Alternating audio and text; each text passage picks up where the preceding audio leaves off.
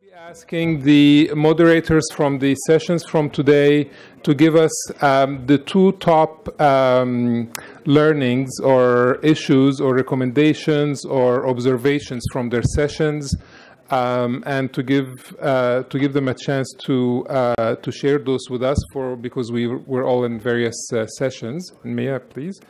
And then I'm going to have some other housekeeping announcements and to-dos, some homework for tonight, maybe. We'll see.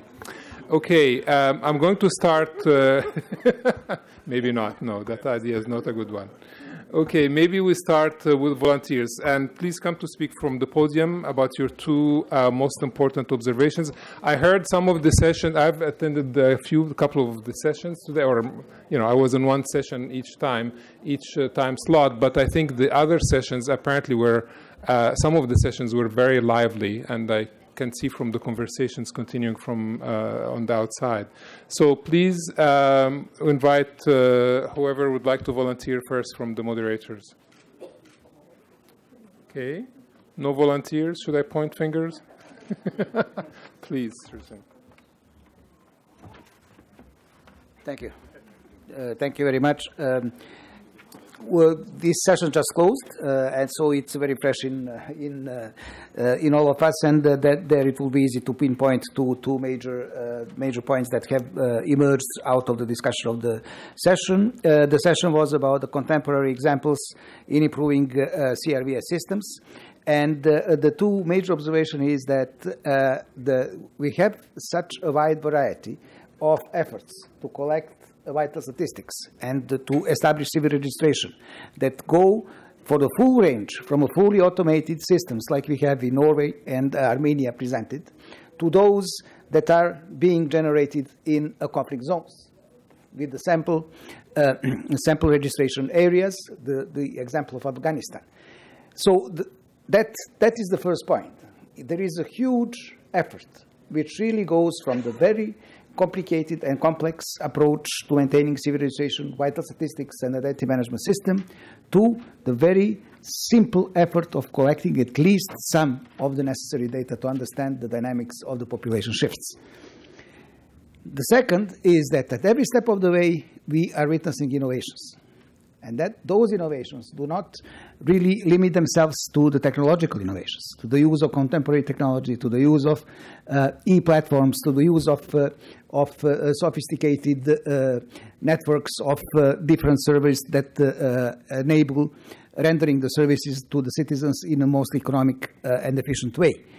But they also are coming in different methodological manners, in the innovation on how to actually achieve the goal of having a system put in place that will result in both the registration and statistics. In this specific case, those are the innovations that have been applied in the case of Afghanistan. But then the innovations do not come hand in hand just with the cost efficiency, and we have also pointed out the fact that innovations have a cost, and that is one of the examples of the Philippines that are able to essentially ensure that the costs are covered to the extent of, again, rendering the better services to the citizenship.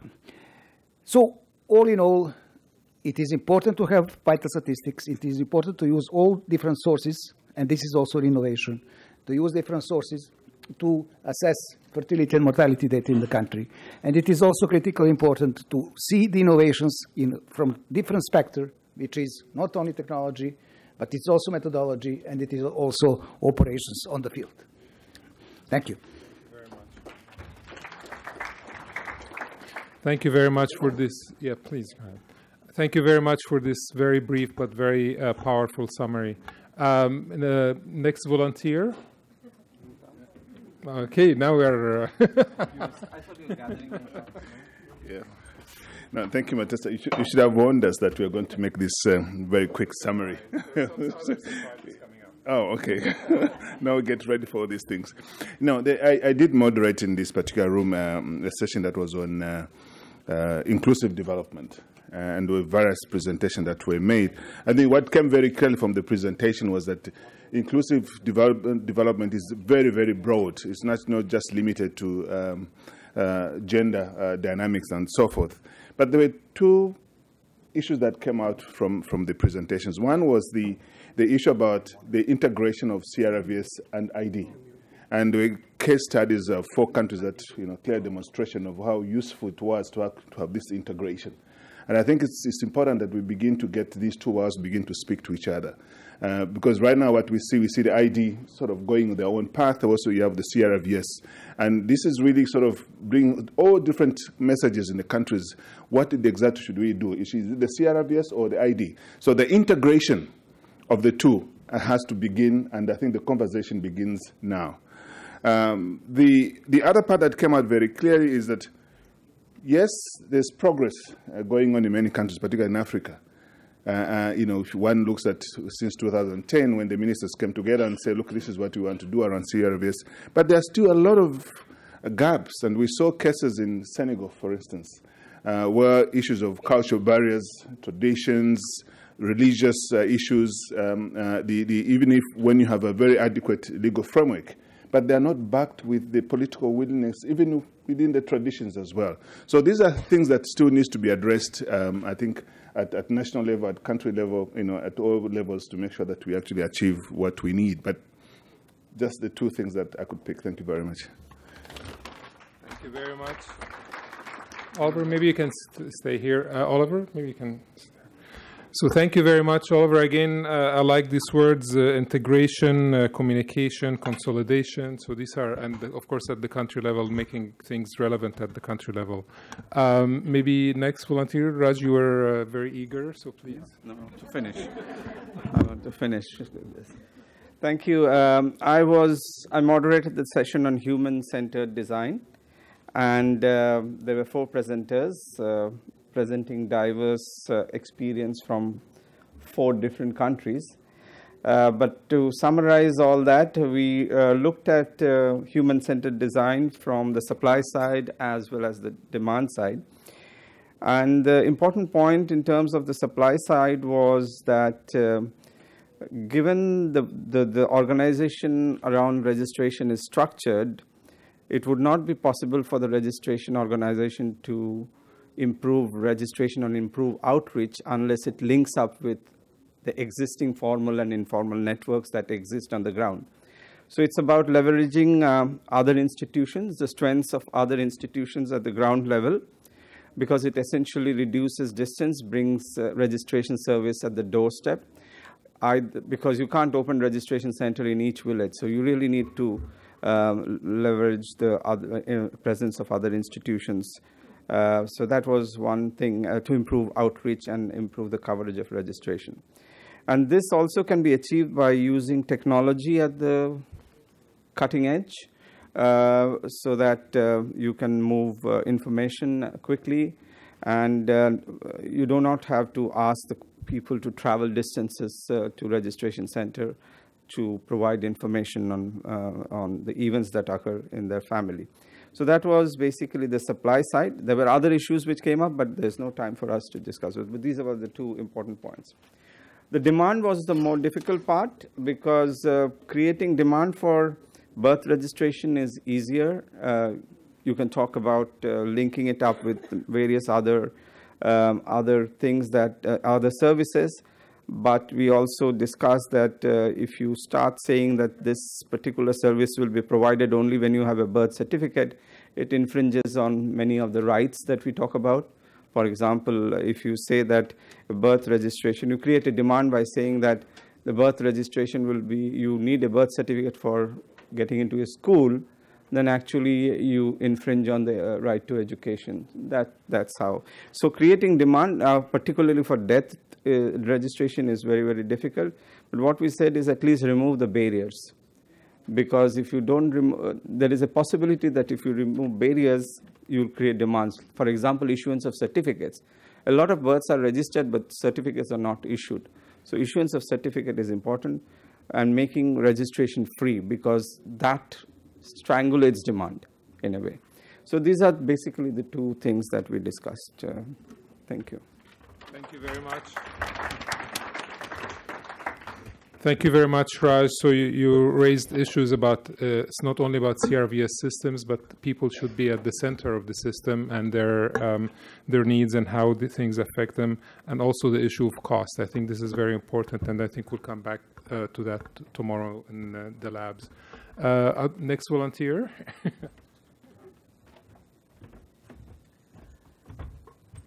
Thank you. So I moderated the session on the legal framework for civil registration vital systems, and we dealt with a range of topics, and it was a lively discussion with some considerable convergence and a few areas of divergence. But the 2 points I would emphasize are the following. The first was a general agreement on the importance of a holistic approach, which included both substantive and procedural issues related to legal framework. So what should be considered marriage or death or birth, but also what procedures should be included and how those systems should converge.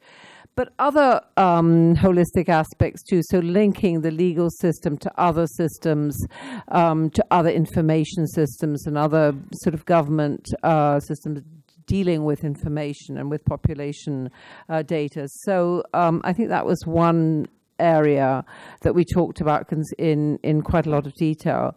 The second area was really focused on some of the more tricky human rights issues and the acknowledgement that we are not simply dealing, of course, with technical fixes, but with power relations and with the disparities between different populations, so that there's not really a neutral way or technical way simply of addressing a leveling out of access to registration. So we talked again about death and death registration, and acknowledge the difficulty in ensuring that disadvantaged, marginalized, discriminated against populations have the leverage and the power to insist on the right to have death information recorded. So I think it was an interesting discussion about, on the one hand, a convergence around just substantive and procedural engagements, and on the other, maybe a more contentious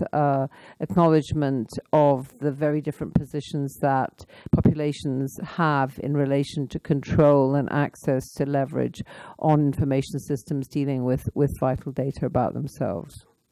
Thank you. Thank you very much. Thank you.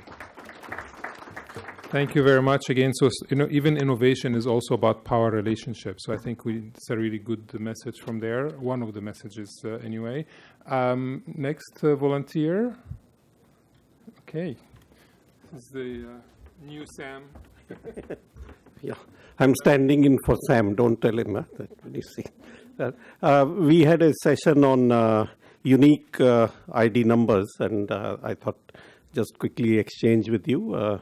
I think 2 or 3 aspects were discussed. The World Bank has recently completed a study where almost 75 countries, how they assign ID numbers is studied. So some of that was presented, how the ID numbers, some are based on year, the date of birth, and some are random numbers. So are some strategies better than the others? So this was discussed. Then there were 3 wonderful country studies which showed that if you had a unique ID number issued at birth, then that's a good strategy. These studies were from Mauritius, Slovenia, and Korea. They're very good examples. There were also some very good question and answers, and these pertain to how can a framework be created where, for example, if a unique ID number has to be issued at the time of birth, then how can this be postulated in a document which can be done? What are the other possibilities? Then there were questions like, is there a return of investment? Is there a cost saving if you have a unique ID number issued at birth? So these were some of the major issues which were discussed. Thank you for allowing me to present this. No, thank you for volunteering. Thank you very much. Thank you very much. Next volunteer, Martin, please come in. So, good afternoon again. I was chairing the digital innovation panel, and we had a very vivid discussion, a lot also around this topic of ID and a lot of the innovations and new technologies that are coming into that field, and therefore basically into CRVS as a whole, and raised a bunch of questions on what do these innovations mean for CRVS and for ID systems. How do these innovations interact, or how do we foresee them interacting with civil registration in particularly? And what do these innovations mean, or what are the implications with regard to the legal and regulatory frameworks that countries have that are obviously developed before some of these technologies, very advanced technologies, artificial intelligence and blockchain came into play? So how can the legal and regulatory frameworks catch up with these new technology and also allow for the information exchange that will happen in these systems? And one topic that we talked about in a bit more detail also during the discussion was the person-controlled ID, where an individual is at the center of their identity and of the ID system. And the question was raised there, well, that individual can't control everything about their ID. They can't control their date of birth. So there has to be some government-assigned aspects, and there's other things where then the individual can opt in and out of different services and systems that are connected to the ID. Thank you. Thank you very much. Thank you. Thank you very much. So I think it's really interesting to see how legal and policy frameworks are cutting across the various discussions, whether it's about the technology itself, or adoption, or country level, or regional level. So these are really interesting points to keep in mind. Mia, I see you are ready.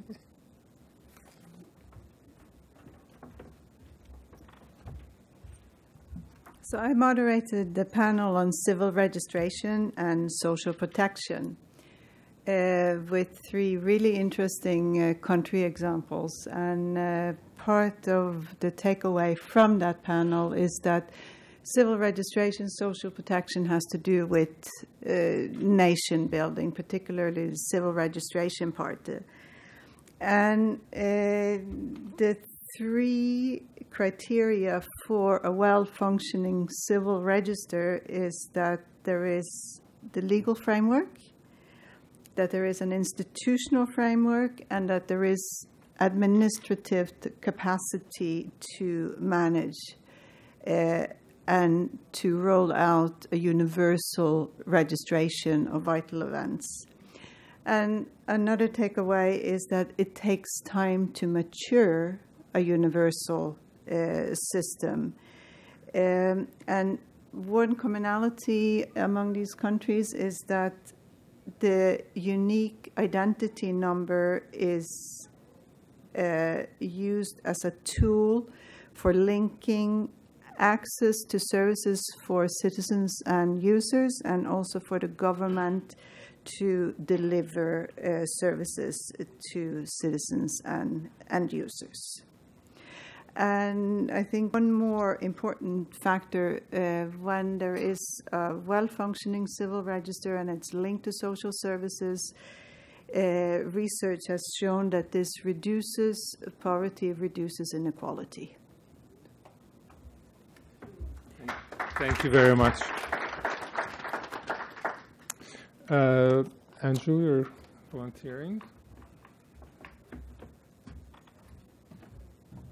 So we had a session around health and CRVS, and basically looked at how the health system can actually use the CRVS system. So we had an example from Thailand where once there was a political declaration to have universal health coverage, they made use of the CRVS data to have, and the ID system that would then allow people to have access to services, so as an incentive, but at the same time also as a user of the data.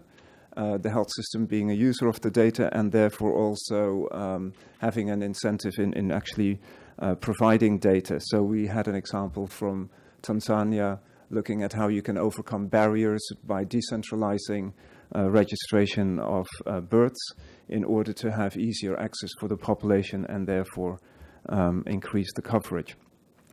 We also looked at how possibly other systems could support CRFS. So we had a discussion around, for example, mortality systems and whether they would actually strengthen or weaken the CRFS system, and looking at the possibility how that could really be integrated, let's say, with CRFS.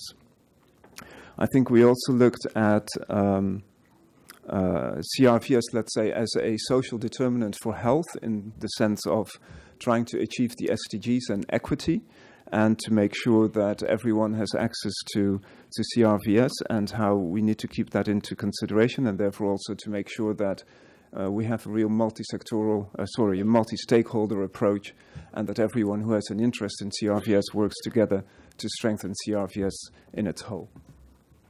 Thank you very much. Thank you. And we have the last moderator. Please come on.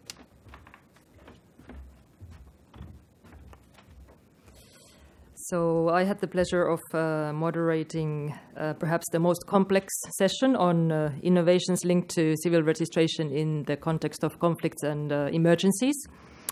As we know, many countries are struggling in registering even the regular population, let alone populations affected by emergencies and conflicts. So we had excellent panelists. We got a very good overview of different types of emergencies and the consequences linked to registration of vital events. And some of the innovative elements that were put forward, very practical ones, I would say. The first one was around mobilization of communities. We heard even during the plenary that this is where the information lies. And especially in times of conflicts and emergencies, their role become even more important. The second element was the role of the health sector and services, which usually continue to functioning even at times of emergencies. So their role in registration of births and deaths becomes very crucial, and can be instrumental in ensuring continuation of registration. And then the final innovation was identified around making services mobile for mobile population, which has taken place in a number of countries and has proven to be very efficient. So thank you. Give a round of applause to all the moderators for today and all the participants.